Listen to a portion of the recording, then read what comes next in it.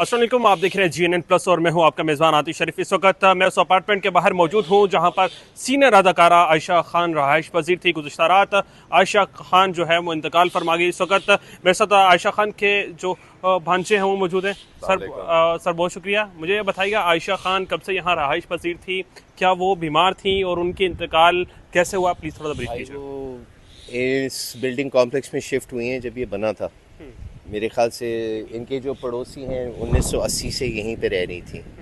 तो 2 हफ्ते से हमारी बात नहीं हुई थी, तो उनके जो पड़ोसी हैं उन्हें इत्तला की।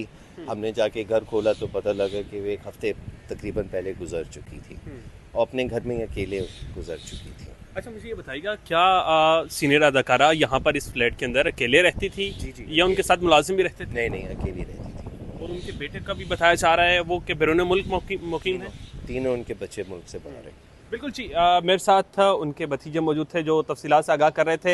यहाँ पर सीनियर अदाकारा के पड़ोसी भी मौजूद हैं। मैं चाहूँगा उनसे बात करें तफसीली, क्योंकि वो उनके पड़ोस में रहते थे और सबसे पहले पुलिस को इत्तला इन्होंने दी। सर बहुत शुक्रिया। मुझे बताइएगा कि आपको कैसे पता चला कि सीनियर अदाकारा घर में जो है वो इंतकाल कर गई हैं, किस तरह से आपने पुलिस को इन्फॉर्म किया? हम पड़ोस में रहते हैं, हमारा रोज़ का उनसे ताल्लुक़ था मिलने का। रोज़ाना कुछ भी हो हम एक दूसरे से रब्ता करते थे। मेरी मिसिस उनसे बहुत करीब थी, अटैच थी, तो अकेली रहती थी। वो रोज़ाना उनके साथ उनकी गपशप रहती थी। 4-6 दिन हो गए जब दरवाज़ा नहीं खुल रहा तो तशवीश हुई। तो अब कैसे पता किया जाए, उनका फ़ोन तो बंद था। इत्तफाकिया मुझे उनका ड्राइवर मिल गया, तो मैंने उससे कहा कहीं मिल गए। वो बहुत अच्छे इंसान है।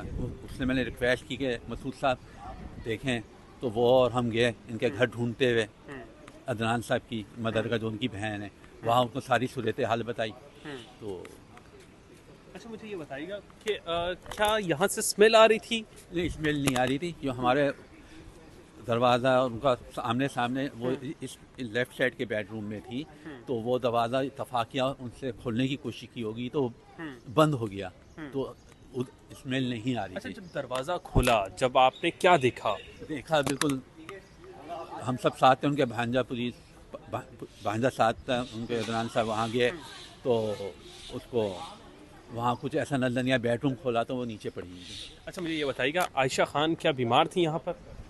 जी नहीं, बीमार नहीं थी, ऐसे सेहतियाब थी, सेहतियाब थी, चलने में प्रॉब्लम थी। अच्छा, मुझे ये बताइएगा, वो मैंने सुना है कि उनको जो है वो इंजरी भी हुई थी कुछ दिन पहले। 1.5 साल पहले हुई थी, वो गिर गई थी। अच्छा, उनका यहाँ पर क्योंकि आप पड़ोसी हैं, कैसा ताल्लुक था? कैसी खातून थी?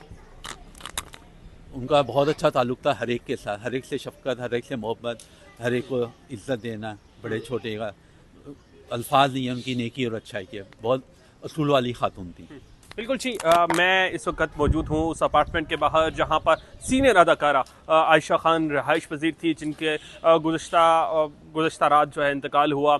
यहाँ पर अगर मेरे कैमरामैन दिखाते जाएँ तो मेरे अकब में वो फ्लैट मौजूद है जहाँ पर वो रहायश पजीर थी। इसी फ्लैट के मुकीम से भी हमने बात की। वो सीनियर अदाकारा के रिश्तेदार भी यहाँ मौजूद थे, उनसे भी बात की, उनसे भी तफसीलात जानी।